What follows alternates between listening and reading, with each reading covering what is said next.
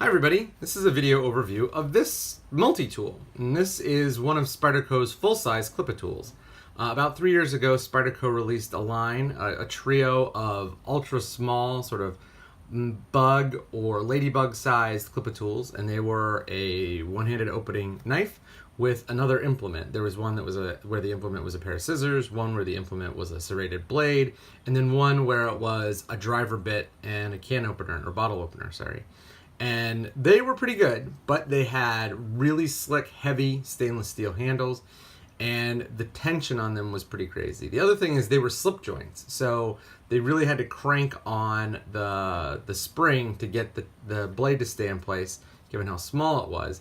And the end result was they were really tough on your thumbs. They're also pretty fat. This is a pretty fat setup here, and you can compare it to this knife, which is the ultra skinny, very small Chaparral and FRN. It's one of the best knives on the market. It's really tiny. But here, this is the standard version of the full-size Clipitool. There's a rescue version that has different implements and a different blade shape. But what you get here is you get a 3.5-inch blade, and it actually locks in place using this liner, so it's a liner lock. And the blade is actually incredibly sharp, incredibly thin. This is an amazing slicer. It's an overseas Chinese-made knife, so the blade steel is 8CR13 MOV, but if Spyderco were to release just this knife with this blade shape and this exact size, and maybe a slightly modified handle, you don't need this swell here, that would be an amazing, amazing budget Spyderco. The action on this knife is nuts, especially because, you know, it's not really a knife, it's sort of a multi-tool, but you can snap this guy out. The liner is pretty good. Everything stays in place once it's locked open. And then you get two other implements. So the first implement is you get a large flathead bit driver with a cap lifter. And then I assume that this notch here is a wire stripper. But at some point, they're just, you know, kind of imagining uses for these implements more so than making them practical. This implement does not lock in place, so you can't really wrench on it, but it does kind of have something like a little half stop. Not really, but you can do that. And then on the other side, which you have to open left-handed if you want to use a one-handed opener, is another implement. And by the way, both of these kind of look like animal heads in silhouette.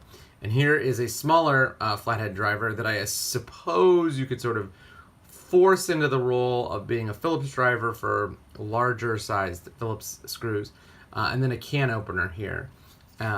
Both implements are okay. They're not great. They're not anything particular to write home about. They're about on par with, you know, Leatherman implements and slightly below the implements you'd find on a Swiss Army knife. Overall, I think that the knife part is definitely the highlight of the Clipitool, but I think that it is something that people should consider if they're looking for a multi-tool and they don't need pliers. This is better than a Swiss Army knife in terms of the knife part of the knife, part of the tool. And the knife is substantially better than a Swiss Army knife. So, you know, you're trading a little bit in terms of your implements to make your best implement, the most useful implement, the knife, much, much better. A couple downsides. First of all, they tried to use these humps here to give you something sort of like finger scallops on the knife part when you hold the knife open. And it kind of works, but this is a perfect example of why finger scallops are stupid. They work really well for somebody that has exactly the right spaced fingers. And so for the same reason that we have adjustable seats in cars, you should not have finger scallops because most people aren't going to have hands that are this size. It might work for a couple people and it'd be really nice, but for everybody else, they stink. The other thing is, if you have to use the knife in a different grip, finger scallops sort of fuck up that grip. So it's just not something that you want to bother with. I don't like finger scallops on knives, and while it's clever that they try to do that here, it just comes off kind of cold. It doesn't really get me excited at all. You can sort of have one grip way back here where you feel like you're an inch away from the knife edge because you are, and you have one grip right up here where you're right on top of the knife edge, but the end result is it's just not something you like. The other thing that I don't like about the knife is the liner lock. So while there's plenty of room to access the liner lock and it's super sturdy in place, no side to side or up and down blade play, The problem is you have to be really precise with how you push it out of the way to get it out of the way. And the reason why is because there's a wall, not a wall, I'm sorry, there's it will hit right up against the other implement. And the clearance between the rear tang of the blade and the liner lock when it's in the closed position is really, really small. I mean, we're talking, that's as far over as you can get, and it barely clears it. So it's not super easy to do one-handed. I mean, you can learn to do it, but you kind of have to hit it just right or it's not going to work.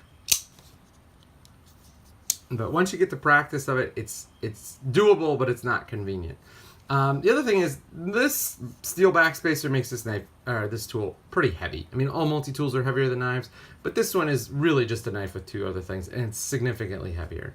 I think the knife is better than like the knife-based multi-tools from Leatherman and the Crater, but I'm not sure if I would carry this over something like the Skelletool. They weigh about the same, and the Skelletool's knife blade is actually pretty good, and you get pliers. So I take the Skelletool over this, but I would probably take this over something bigger like the Wave or the Charge. Generally speaking, a multi-tool that weighs 7 or 8 ounces has lost its utility.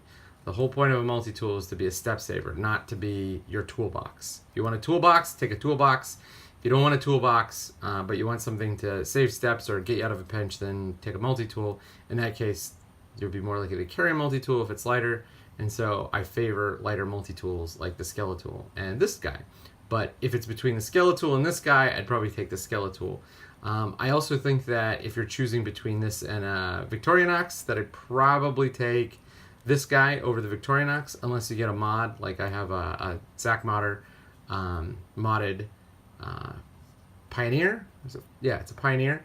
And it's really superb, and it's because it has a pocket clip and a couple other things. But if you don't need pliers and you're looking for a minimalist pocket multi-tool, this is a good choice. If you need pliers, get the Skelletool.